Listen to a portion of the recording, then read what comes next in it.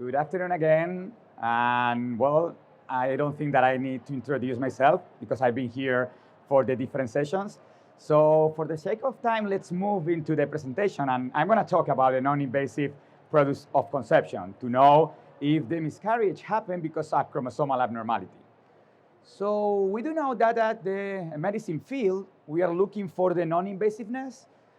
For instance, in oncology field, we are looking at the bloodstream, some biomarkers that can let us know if a person is going to develop or the probability to develop a cancer. And in our field of reproductive medicine, we have the example of the NIPT, the non-invasive prenatal test, where we are looking for the chromosomal status of the embryo in the bloodstream of the mother. And also we have the EMBRACE, the non-invasive PGTA, where in the media, in the culture media, we are looking for the cell-free DNA in order to know the chromosomal status of the embryo. So just as a brief introduction, we do know that the incidence of spontaneous abortions is around 15% in normal population, that most of them, around 80%, occurs in the first trimester of pregnancy, but which could be considered as a biological barrier, and that chromosomal abnormalities are the most frequent cause. Actually, these chromosomal abnormalities or aneuploidies can cause spontaneous abortions and also a baby with a chromosomopathy.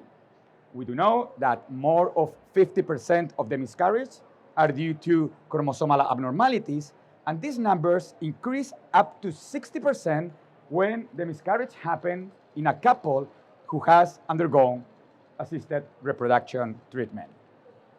So in this paper, I would like to emphasize that the authors told us that almost a third of women were not able to collect the true pregnancy tissue. And they were claiming that this is why it's relevant to introduce a pregnancy tissue independent alternative. So now we have the non-invasive POC that basically, just with a blood drawn, we will be able to know the status of the chromosomal on the miscarriage. So then we can do better counseling to the physician, and the physician can be better counseling to the patients. What is the molecular basis of the non-invasive POC? So, well, we do know that cell-free fetal DNA is released from the maternal bloodstream in cases of ongoing pregnancies. This is the basis of the non-invasive prenatal test, but also when arrested pregnancies. So we will be able to detect some chromosomal abnormalities or not into the bloodstream. The thing is that we have a clear example at the vanishing twin syndrome, where the sac that is arrested is still releasing some DNA to the bloodstream until a few weeks are passed. So why should we choose the non-invasive POC? First, it's a non-invasive way. So we said just a blood drawn, and we will know the chromosomal status of the fetus. And also, sometimes the doctor says, I don't know how to do the hysteroembryoscopy, or I want to avoid any risk derived from an invasive sample, or patient would rather have a private evacuation. So in these cases, we can use the non-invasive POC, but also because it's fast. In only 10 to 7 days, we will have the results. Meanwhile, when you do regular karyotyping, it will take 1 month.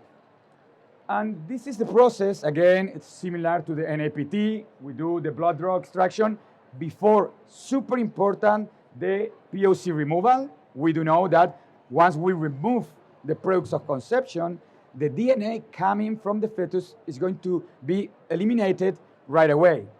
And then we will process the sample and we will do the cell-free DNA testing. So our experience, we published this paper like 3 months ago. My colleague Nuria Balaguer from the Dr. Miguel Milan department, when we were analyzing the 120 patients, doing a comparison in between the regular POC, when we take the products of conception and do analyze by NGS, and also taking the blood and doing the non-invasive POC. So the conclusions were that that we found no significant differences in the non-informative rates between invasive and non-invasive POC. Also that the cell-free DNA analysis correctly identified around 85% of samples. Sensitivity was 80% and specificity was 100%. And performing the cell-free DNA-based testing provides, again, a non-invasive approach to determine the genetic cause of the clinical miscarriage. So, in our opinion, if we obtain the products of conception, this is the way to go. So we have the POC, so we analyze it, and we get the results. But if we are not able to get them, then this is the way to go. We can give misoprostol to the patient, and prior to that, we will take the blood draw and provide the results. So, indications: recurrent miscarriage, every single case of early pregnancy loss, because we are analyzing from the 5th week of gestation. We already validated that we can obtain results. And also women who have undergone ART and have had a miscarriage. Even more, those patients without PGTA and embrace.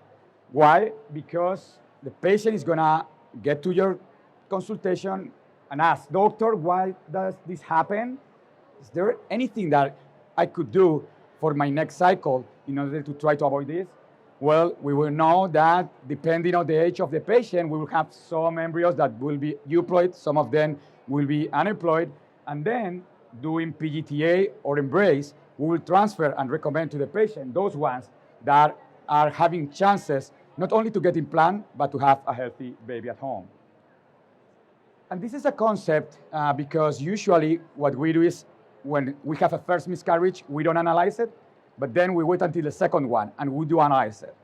And let me put an example with these two patients where, again, first loss was not analyzed, and we analyzed the second one. And both of them were normal, euploid, talking about chromosomes. So then, should we recommend the ASRM workup? Probably yes. Patient 3, patient 4, again, first loss, we don't analyze it. The second one was aneuploid. So it looks like that maybe we can indicate PGTA for those patients. But here is the importance to have perspective. So I'm telling you that if we do analyze the first loss, we will have a better conditions in order to tell the couple what to do for a next cycle. Remember the first case, the patient 1, first loss, normal, second loss, normal. So then ASRM workup, because we do know that it's nothing to do with chromosomal abnormalities. Patient number 3, the second one was abnormal, but in this case, the first one, it's abnormal as well. So clearly, the indication would be perform PGTA. But what happened with the other 2 patients? If we analyze from the very beginning, both of them, we will find that either the first or the second miscarriage were due to chromosomal abnormalities. So then, do they have a recurrent risk for aneuploidy, or was it sporadic aneuploidy? So again, having the perspective, then we can do better counseling to our patients. Limitations: as every single test, we cannot detect polyploidies, such as triploidies, nor uniparental disomies. Deletions or duplications under 7 megabases, then we cannot detect as well, and it's not possible to detect balanced chromosomal rearrangements. So just to conclude, I would say that in couples who have a miscarriage, it's very important to find out the reasons behind it. More than 50% of miscarriage in the first trimester are due to chromosomal abnormalities, and remember that it's up to 60% when the patients are undergoing assisted reproductive techniques.